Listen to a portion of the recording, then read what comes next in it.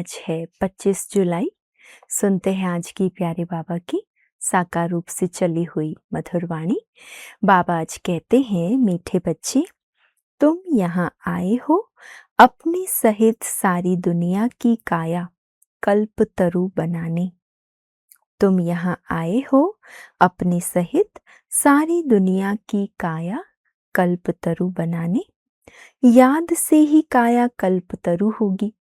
जितना जितना याद करेंगे, आत्मा और ये शरीर दोनों ही स्वस्थ बनते जाएंगे। प्रश्न है, नर्कवासी से स्वर्गवासी बनने की विधि कौन सी है? अभी तुम बच्चों को जियदान मिलता है, कैसे? उत्तर है, नर्कवासी से स्वर्गवासी बनने के लिए जरूर मरना पड़े। नर्कवासी से स्वर्गवासी बनने के लिए जरूर मरना पड़े। बाबा कहते हैं, मैं आया हूं तुम सबको मौत देने। बाबा आया है हम सबको मौत देने, अर्थात इस पुरानी दुनिया से मुक्त करने। तुम्हारी इस देह को खत्म कराए बाकी आत्माओं को ले जाऊंगा। यही सच्चा जियदान है। इसके लिए ये महाभारत लड़ाई है जिसमें सबका विनाश होगा। फिर आत्माएं पावन बन वापस घर जाएंगी और फिर स्वर्ग में आएंगी। गीत है, माता ओ माता तू है सबकी भाग्य विधाता। ओम शांति। मीठे मीठे रूहानी बच्चों ने गीत की लाइन सुनी, जगदम्बा की महिमा सुनी। जगत अम्बा यहाँ भारत में ही गाई जाती है। जगत अम्बा है तो जगत पिता भी जरूर होगा। जगत अम्बा सरस्वती को ही कहते हैं। वास्तव में उनका नाम एक ही होना चाहिए। तुम्हारा भी नाम एक ही है ना, दो तीन तो है नहीं। अब जगदम्बा को बरोबर साकार में दिखाते हैं। शरीरधारी है, जगत पिता भी है जिसको प्रजापिता भी कहा जाता है। जैसे सारे जगत की अम्बा है, वैसे सारे जगत का पिता है। जरूर दोनों ही यहाँ होंगे। दोनों का नाम भी सुनाया ना, दोनों है प्रजापिता और प्रजा माता। अब दूसरा जगत पिता कहा जाता है निराकार शिव बाबा को। एक तो जगत अम्बा और जगत पिता है, ब्रह्मा बाबा और मम्मा, है ना। तो जगत पिता को, ब्रह्मा बाबा को प्रजापिता भी कहते हैं। दूसरा जगत पिता है निराकार शिव बाबा, जबकि सबके पिता हैं। उनका नाम ही है परम पिता, परमात्मा शिव। सिर्फ ईश्वर व परमात्मा नहीं कहना है, उनका नाम रूप भी है ना। उनको गॉड फादर कहा जाता है। एक है आत्माओं का बाप, दूसरा है साकारी मनुष्य आत्माओं का बाप और मम्मा। शिव है आत्माओं का पिता। आत्मा कहती है वह हमारा बाप है। फिर आत्मा को ये साकार शरीर मिलता है तो कहते हैं ब्रह्मा बाबा। तो दो बाप हो गए। साकार शरीर मिलता है तो फिर प्रजापिता को, ब्रह्मा बाबा को भी याद करते हैं, तो दो बाप हुए। एक है शिव बाबा और दूसरा प्रजापिता ब्रह्मा। शिव बाबा का बच्चा है ब्रह्मा। एक निराकार पिता और एक साकारी पिता। निराकार पिता को कहा जाता है पतित पावन। ब्रह्मा व सरस्वती को पतित पावन नहीं कहा जाता। पतित पावन तो एक है, ये दो हो गए। सभी पुकारते हैं पतित पावन आओ, तो दो बाप हो गए। शिव बाबा है रचयिता, नई दुनिया रचते हैं तो पहले ब्रह्मा को जरूर रचना है। विष्णु और शंकर को कभी प्रजापिता नहीं कहते, ब्रह्मा को ही प्रजापिता कहते हैं। तो शिव बाबा प्रजापिता ब्रह्मा द्वारा एडॉप्ट करते हैं, कहते हैं हम शिव बाबा के बच्चे हैं। शिव बाबा ने इसमें प्रवेश कर एडॉप्ट किया है। ब्रह्मा बाबा द्वारा हम बच्चों को एडॉप्ट किया है। वही आत्माओं को पावन बनाते हैं। आत्मा ही पतित बनी है, इस कारण शरीर भी पतित मिलता है। सोने में चांदी, तांबे, लोहे की खाद डालते हैं तो आत्मा में भी खाद पड़ती है। असल में आत्मा पवित्र मुक्ति धाम में रहने वाली है, जहाँ शिव बाबा भी रहते हैं। अब शिव बाबा प्रजापिता ब्रह्मा एक को बाप और एक को दादा कहेंगे। ये तो तुम जानते हो, सब मनुष्य मात्र शिव की संतान है। शिववंशी फिर है ब्रह्मा कुमार कुमारियां। शिव बाबा और दादा इकट्ठे हैं। शिव बाबा इसमें विराजमान है, हमको ब्राह्मण बनाए, राजयोग सिखाते हैं मनुष्य को देवता बनाने। देवताएं रहते हैं सतयुग में। देवताओं को पतित पावन ज्ञान का सागर नहीं कहा जाता, उनको बाबा भी नहीं कहा जा सकता। देवी देवताओं को न ज्ञान का सागर कहेंगे, न पतित पावन, और ना ही उनको बाबा कहा जाता। अब तुम विष्णुपुरी के मालिक बन रहे हो। विष्णु के दो रूप लक्ष्मी नारायण हैं, ये मनुष्य नहीं जानते। जो भक्ति करते हैं उनको दो बाप जरूर हैं। सतयुग में एक बाप होता है। वहां ऐसे नहीं कहते कि हे परमपिता परमात्मा, दुख हरता सुख करता आओ। वहां तो देवी देवताओं का राज्य था। वे कभी हे गॉड फादर, लिबरेटर नहीं कहेंगे। वहां कोई पतित दुखी होते ही नहीं जो पतित पावन को बुलाए। तुम जानते हो, भारत में आज से 5000 वर्ष पहले देवी देवताओं का राज्य था। पीछे फिर 1250 वर्ष बाद होता है राम सीता का राज्य। बाप सिद्ध कर बताते हैं, सतयुग त्रेता में तुमने 21 जन्म लिए। ब्राह्मण, देवता, क्षत्रिय सब भारत में ही बनते हैं। बाप आकर पुरानी दुनिया को नया बनाते हैं, रिजुवनेट करते हैं, काया कल्प तरु बनाते हैं, अमर बनाते हैं। तुम बच्चों को बाप आकर अमरलोक का मालिक बनाते हैं। जब भारत अमरलोक था तब देवताओं का राज्य था। सीढ़ी उतरते उतरते मृत्यु लोक के आकर मालिक बने हैं। कहते हैं ना, हमारा भारत, तो प्रजा भी तो मालिक हुई। तुम भी कहेंगे हमारा भारत। हम भारत के मालिक थे, परंतु नरकवासी। देवताएं कहेंगे हम स्वर्गवासी हैं। तुम भी स्वर्गवासी थे, फिर 84 जन्म भोग नरकवासी बने हो। यहाँ भारत में ही शिव बाबा जन्म लेते हैं। शिवरात्रि और शिव जयंती गाई जाती है। श्री कृष्ण जयंती भी मनाते हैं, उनकी तो वेला भी मनाते हैं। बताते हैं फलाने समय माता के गर्भ से जन्म हुआ। सतयुग में जन्म तो जरूर माता के गर्भ से ही लिया होगा। श्री कृष्ण जयंती होती है सतयुग नई दुनिया में, फिर पुनर्जन्म में आने लगा। बाबा सिर्फ एक की बात नहीं करते, कृष्णपुरी सो विष्णुपुरी। राजाएं उतरते हैं तो सारी डिनाइस्टी उतरती है। उसमें राजा रानी प्रजा सब आ जाते हैं। जब चंद्रवंशी का राज्य होता है तो सूर्यवंशी का राज्य पास्ट हो गया, ट्रांसफर होकर चंद्रवंशियों को मिलता है और फिर वैश्यवंशियों को मिलता है। अब तुम समझते हो, हम ब्राह्मण कुल के हैं चोटी, चोटी के ऊपर है बाप। हम पहले ब्राह्मण थे, फिर शूद्र अथवा पैर बने, पैर से एकदम चोटी बनते हैं। पहले शिव बाबा, फिर है चोटी। बाबा ने तुमको ब्राह्मण बनाया है। अब तुम शिव बाबा को बाबा बाबा कहते हो। इस हिसाब से पोत्रे पोत्रियां हो गए। तुम जानते हो, हम सब ब्रह्मा की संतान ब्राह्मण ब्राह्मणियां हैं। एक बाप के हम सब बच्चे हैं। भाई बहन कभी क्रिमिनल असॉल्ट कर नहीं सकते। कितने ढेर बच्चे सब कहते हैं बाबा, तो इतने सब झूठे थोड़े ही हो सकते। सबका बाप तो वही निराकार शिव और साकार प्रजापिता ब्रह्मा है। बस एक बाप के बच्चे भाई बहन ठहरे। तुमको पवित्र जरूर बनना है। स्त्री पुरुष पवित्र कैसे बने, इसकी ये युक्ति ड्रामा में नोंदी हुई है। यहाँ सिर्फ ब्रह्मा कुमार कुमारियां हैं, कोई शूद्र कुमार कुमारी तो है नहीं।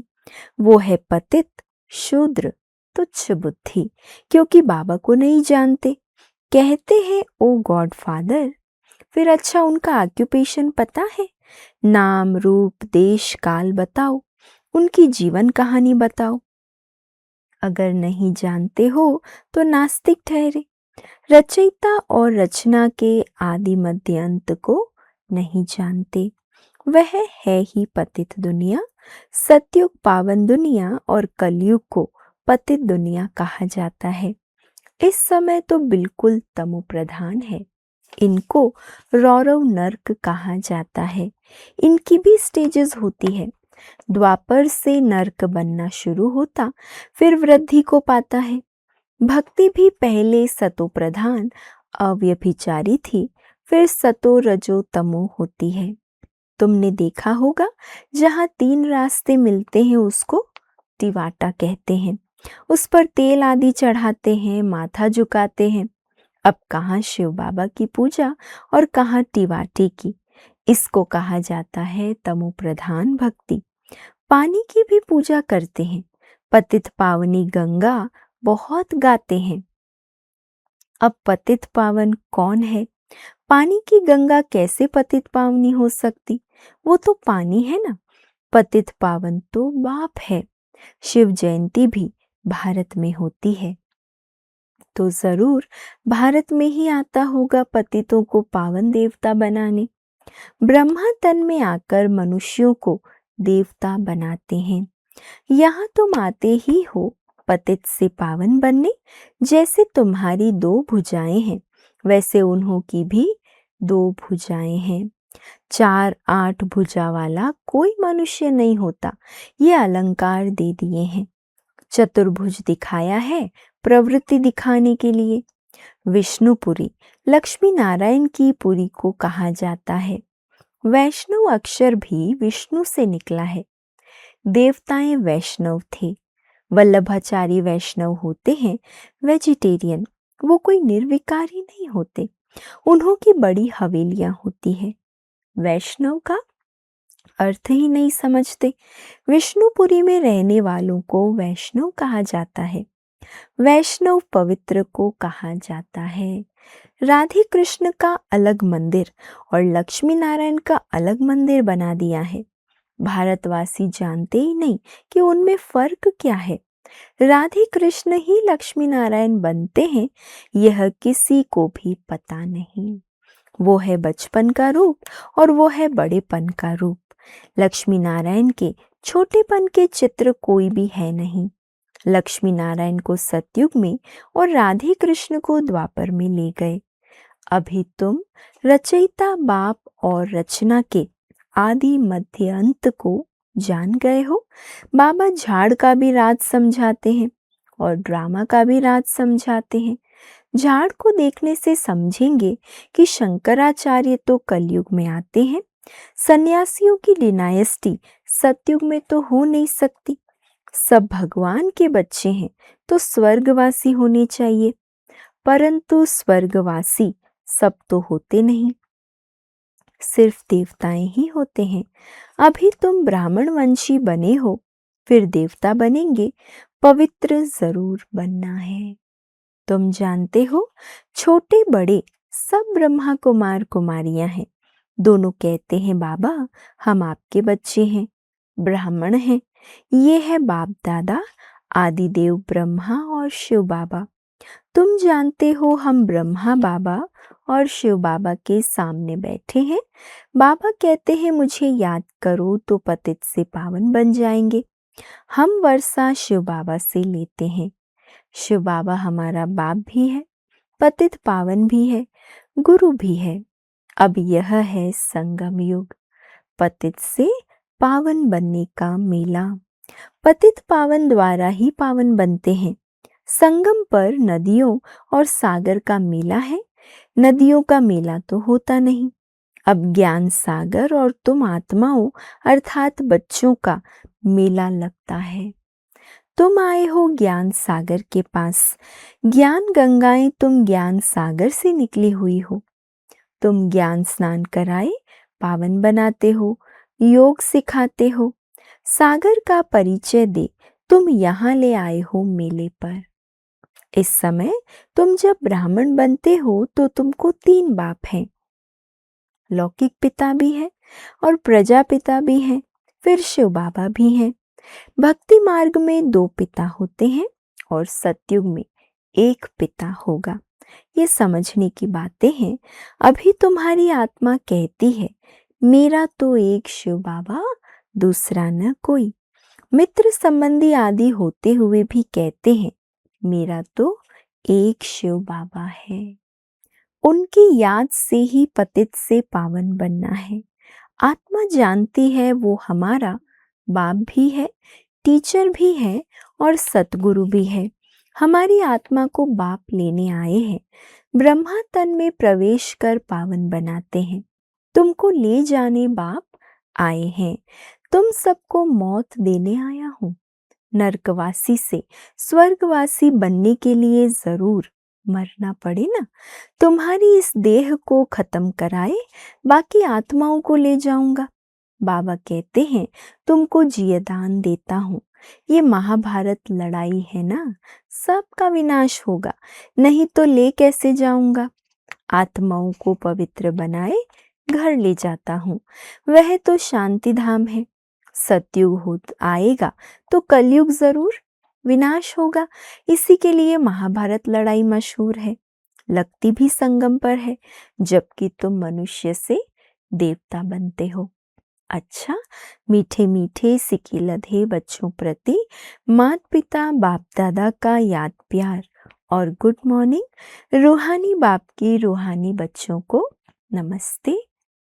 और हम सब रूहानी बच्चों की रूहानी माता पिता बाप दादा को याद प्यार, गुड मॉर्निंग और नमस्ते।